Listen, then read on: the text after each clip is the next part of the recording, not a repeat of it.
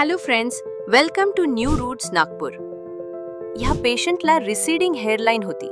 दिवसेंदिवस केस मागे जात होते आणि चेहऱ्याचा लुक बदलत होता. आम्ही त्यांच्या फेसनुसार हेअरलाईन केली.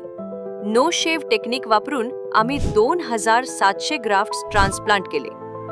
आपण पाहू शकता, नो शेव टेक्निकमध्ये पूर्ण हेअर ट्रिम करायची गरज नाही आणि आज 1.5 वर्षानंतर आज त्यांचा आत्मविश्वासही परत आलाय आणि हास्यही.